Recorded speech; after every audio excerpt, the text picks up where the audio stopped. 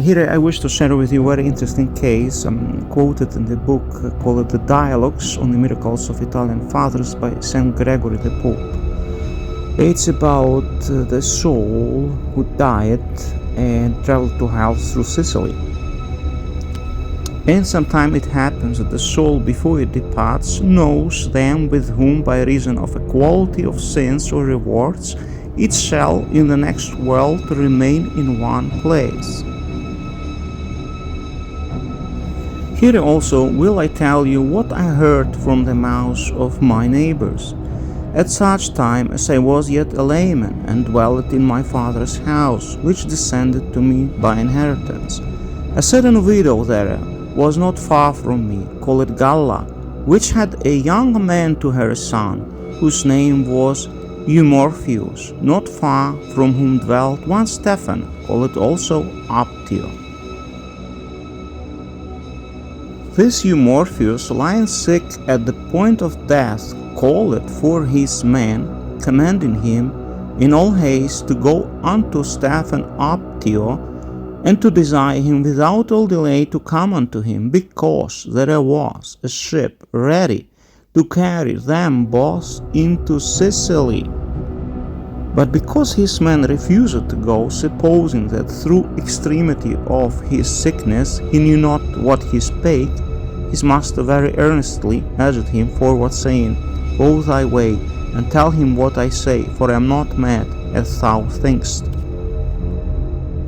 Hereupon away he went towards Stephen, but as he was in the midst of his journey, he met one that asked him whither he was going.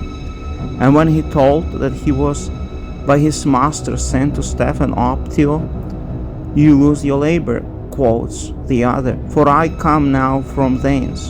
And he died this very hour. Back again upon this news he returned to his master Eumorpheus, but before he could get home he found him dead.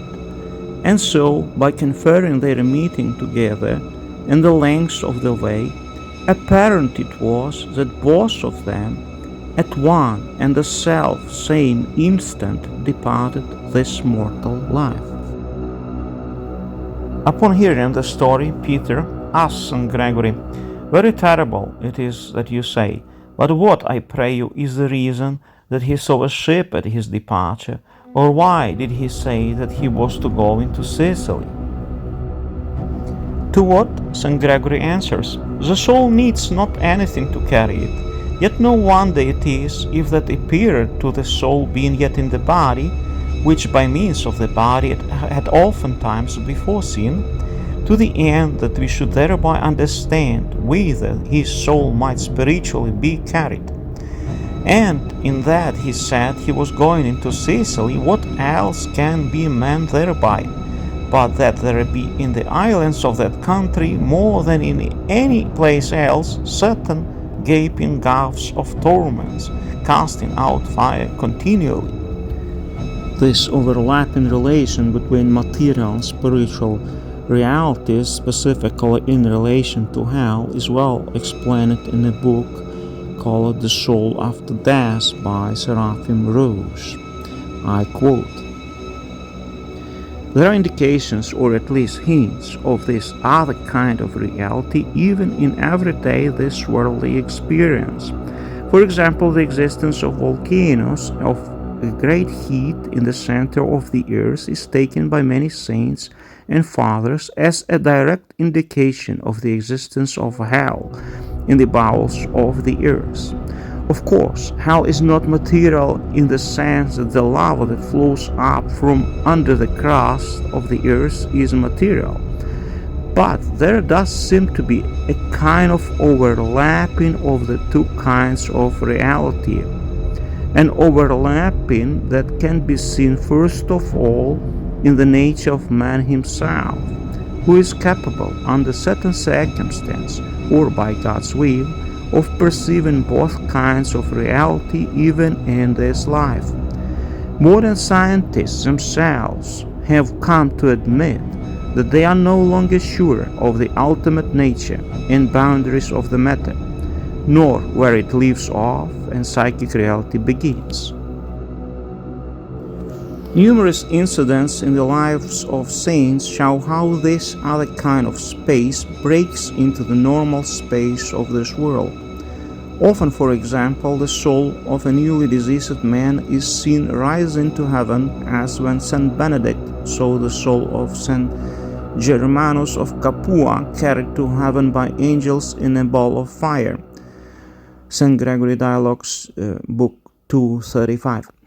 Or the residents of Alfognac saw St. Herman's soul ascending in a pillar of fire.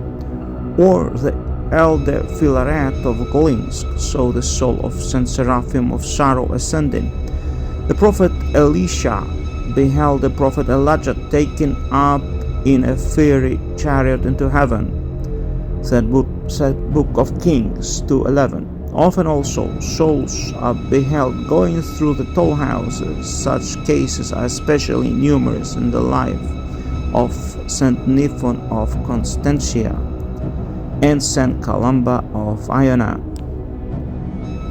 Personally, I am firmly convinced in the existence of heaven and hell does exist in the interior parts of our planet and is accessed through the volcanic areas such as Sicily or Iceland or any other volcanic islands or big major volcanoes, but it's not visible to naked eye. It is visible to spiritual eyes, and it is visible to the souls in a separated state from the body, as it exists in spiritual reality which is not visible to a material eye, in overlapping reality to the material world.